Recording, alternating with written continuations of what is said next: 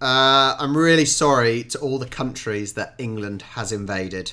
I'm sorry. For a good chunk of the past few centuries, this music was the final boss music played for people across the entire world. The English and later the British have been responsible for invading and conquering more countries and people than any other nation in human history. I would also say the English national anthem has got to be one of the worst national anthems around because it doesn't even mention the country. God save our Queen. What about our country? It's the worst national anthem. And honestly, it's startling just how many places they've been to. In this video, I'm going to do my best at attempting to visualize all of Britain's invasions and conquests for you, continent by continent, in as brief a time as possible. So let's begin with the closest continent to Britain, Europe. This is going to be a long list, right? This is going to be a very long list. A small island nation taking over the world.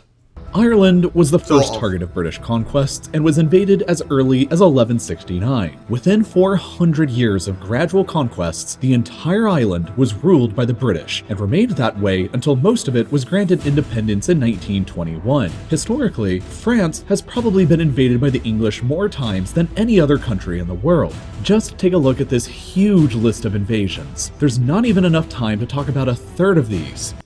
Well, I think the English must take France invading as a sport.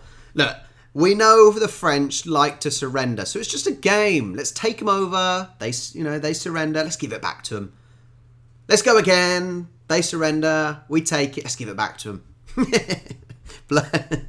And for a time, all of this territory inside of modern France was directly controlled by the English, with Calais being the final piece that fell in 1557. Well, except for that time when the British took over Corsica for a couple years. The British continue to invade Spain by the millions every winter, but in the past, they've come with a lot less friendly intentions. That's funny. That it's nice to see that the narrator of this has a little bit of humour because Spain is the go-to place for summer holidays. English and later British soldiers invaded under the Black Prince in 1367 and continued on through the first, second, third, and fourth raids on Cadiz and that time when the British took over Gibraltar and Minorca. They gave Minorca back, but decided on keeping Gibraltar forever.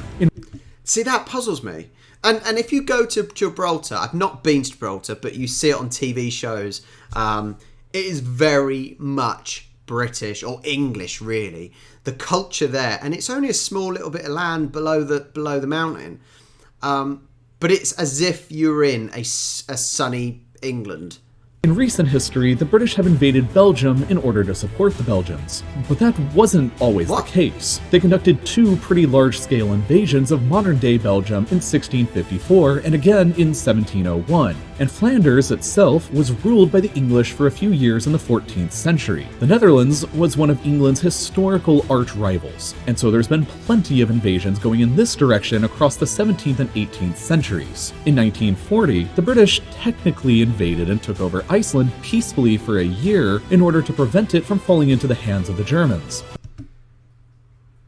I'm trying to get to grips with the idea of sort of peacefully taking over a country so that another country doesn't take it. It's almost comes across as the lesser of two evils, you know. Surely you wouldn't take over. You would help them. You may send troops there, but you wouldn't. Would it really be classed as taking over? I don't know. I don't really understand that. But this was heavily protested by the Icelandic government at the time, so in my books it still counts as an invasion. Italy, of course, was invaded by the British Army during the Second World War as well in 1943, but there were plenty of invasions before then, dating back to Richard the Lionheart's invasion in 1190. Germany, too, was obviously invaded by the British Army in 1945, and northwestern Germany was occupied by the British for 3 years until 1948. But a lot of German territory was ruled by Britain long before then. The islands of Heligoland were British for most of the 19th century, and the Kingdom of Hanover was effectively ruled under a personal union for over a century between 1714 and 1837. Austria was also invaded in 1945, and the southwest of the country was occupied for a decade. Norway was invaded in 1810 and 1812 during the Napoleonic Wars when it was a part of Denmark-Norway because Denmark was aligned to France, so obviously Denmark was invaded during that time as well. Finland, Estonia, and Latvia were all briefly invaded by small units during the Crimean War against Russia because they were all part of the Russian Empire at the time, and of course, Russia itself was invaded then too, as well as in 1918 when the British took over a large chunk of northern Russia for a time. But I'm confused because sometimes it's looking, well, I'm sure that at some point the Russians were the Allies, weren't they? In World War One, when this was happening in Russia, I'm sure Russia were the Allies. They were the Red Army coming across to Germany. So I don't understand why the English would have, or British would have taken over some of Russia. Strange. In their fight against the Bolsheviks. The territory of modern Ukraine was invaded by British army units during the Crimean War. The British took over the Croatian island of Vis between 1807 and 1814 during their fight against Napoleon. The British army had boots and guns on the ground in Bosnia recently between 1992 and 95, fighting against the Bosnian Serbs, and around the same time, the RAF also carried out bombing strikes against Serbian Serb targets in Serbia in 1999. Montenegro was briefly blockaded and invaded in 1913 during the First Balkan War. The British owned the westernmost Ionian islands of Greece between 1815 and 1863 before they gave them back, while Bulgaria was invaded and almost entirely occupied by the British Army between 1918 and 1919 at the end of World War I. Cyprus was a British protectorate between 1878 and Interesting thing about Cyprus. Cyprus is half Greek now and half Turkish. And there's a middle line between that separates them, and there's still a British base there to sort of keep peace, I'm pretty sure.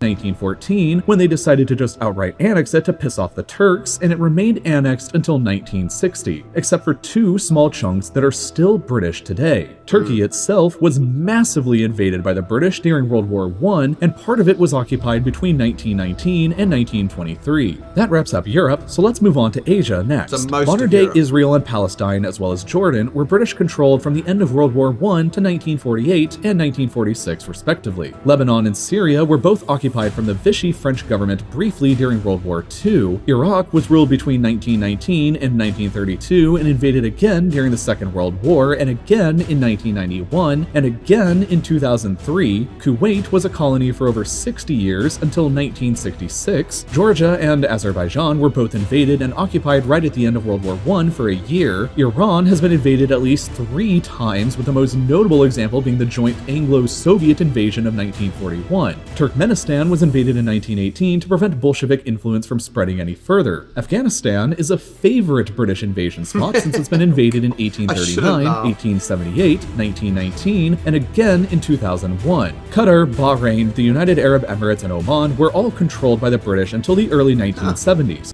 I didn't know that, and I didn't think that was even the case with places like Qatar, Oman, UAE. I didn't realize that at all. Wow. While a chunk of Yemen was controlled for over a century between 1839 and 1967. India, Pakistan, Bangladesh, and Sri Lanka were all, of course, invaded many times and outright ruled by the British Empire in parts for nearly 2 centuries between 1757 and 1947. So these regions here especially, these are so controversial, aren't they? Because of the British invasions, what they ended up doing, the British, was they sliced up the land. And so what was originally maybe Pakistan or originally Indian then switched over because of the lines they drew. And basically a lot of the wars and controversy that has been created in this region is because of the British.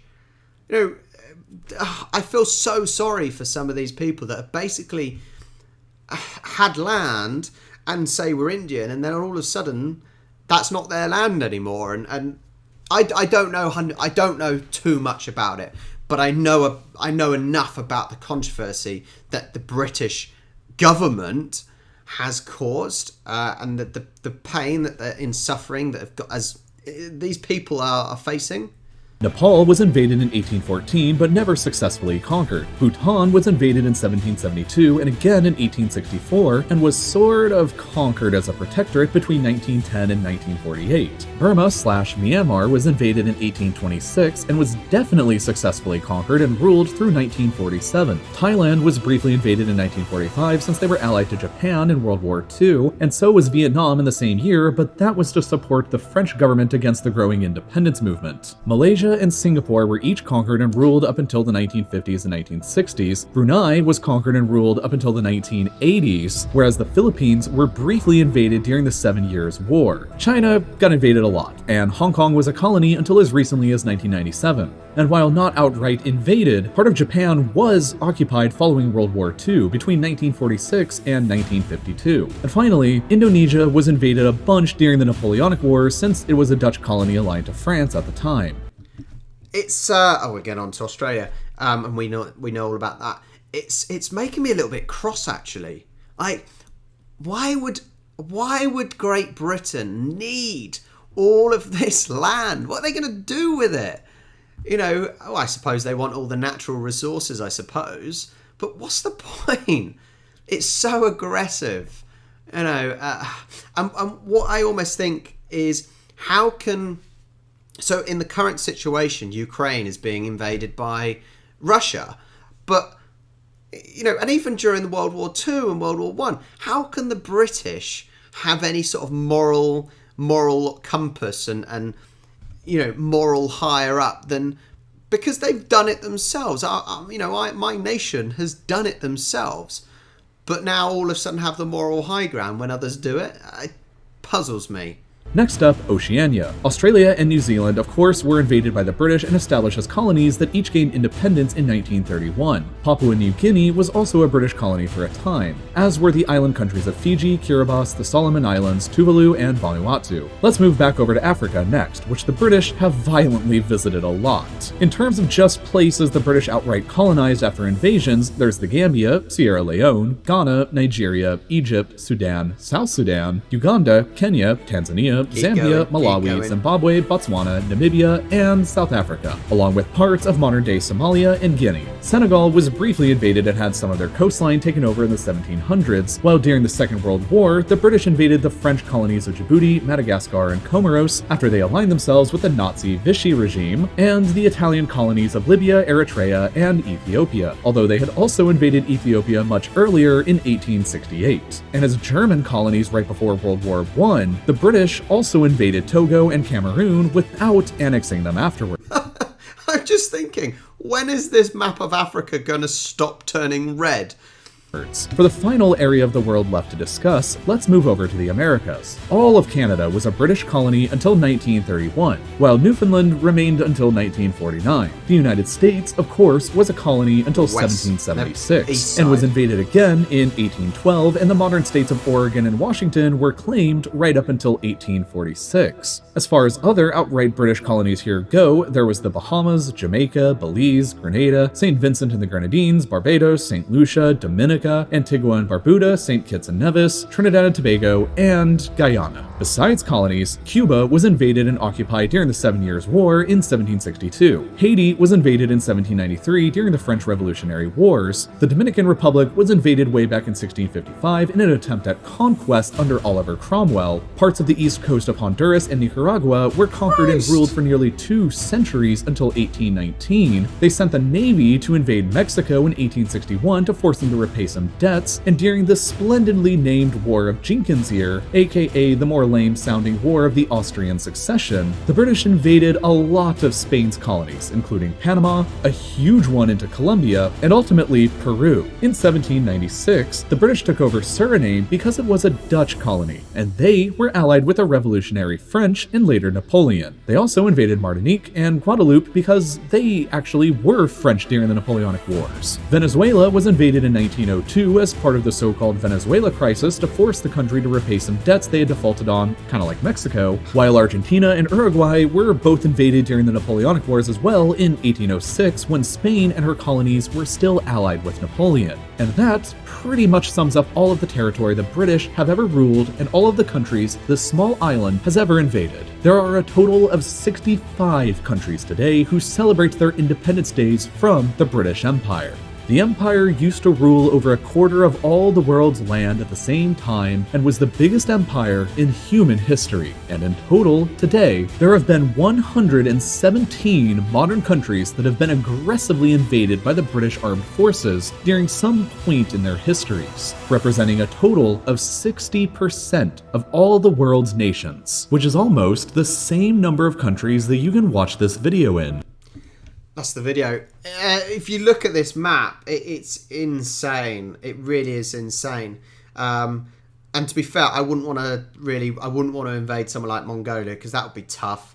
But it's and the rainforests in Brazil, you probably wouldn't want to invade there. That would be tough as well. It's just insane that such a small country can do so much over the years. And obviously, it's so difficult to invade the United Kingdom because we are an island. We are really easy to defend, I suppose. That's, I say that's in modern times because United Kingdom has had a lot of invasions, whether it's been from the Romans, the Vikings, etc., the French. It has been invaded a lot itself. But it's just mad to think, isn't it? And as I said, it's just making me think about the moral compass that we can have when our country has invaded so many other places. Now, you probably can't look at it like that because I can't be at fault for what my, relatives have done years and years and years and years ago, generations ago. It's not my fault, and I wouldn't do it now. But look at that map. It's insane, isn't it? It's insane. And the damage that it has done to modern life. As I said, look at places like Pakistan, India, etc., that are at war because of the division that the United Kingdom, Great Britain, has done. What a shocking map. I feel bad, but I have no reason to feel bad. It's an odd feeling. That guilt from ancestors. I hope you found that interesting. Is there anywhere on here that you find you never thought that the Great Britain invaded? Let me know in the comments down below, and thank you so much for watching. I'll catch you next time.